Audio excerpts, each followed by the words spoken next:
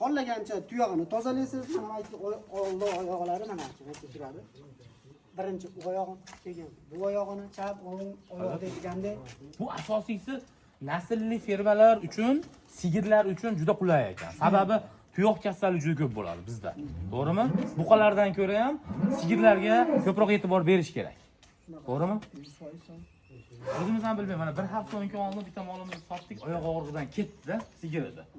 Qani mana shu narsa o'zimizning imkoniyatimiz bo'lganda yarim pulga ketdi shu molimiz. Tuyog'ini o'zimiz tozalab, ko'rib, davolab olsak bo'lardi. Endi bundan bag'aga inshaalloh tuyoq kasalligi bilan kasallangan yo tuyoq o'sib qolgan yoki qochilish apparati kerak bo'ladigan mana tornadoda aka birinchi o'rinda. Hozir bitta tajriba qilib beramizmi? Tajriba qilib beramiz aka. Qanaqa chiqadi, qanaqa bo'ladi ko'rsataveramiz. Bitta qanaqa kirgizadi, orqa oyog'ini qanaqa qilib baylaydi, bu nima uchun ishlaydi, to'liq gapiramiz aka. Gapi. Videodan uzoqlashmanglar, layklar bosib turinglar.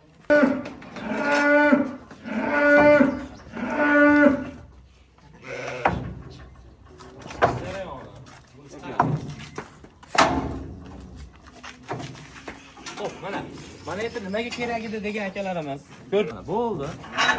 Molni bo'yniga qisib olamiz.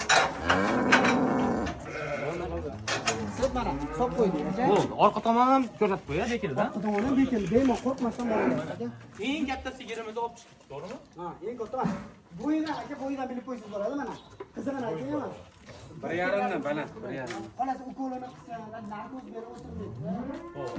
Bir joyda. Ha, bir joyda o'tiradi.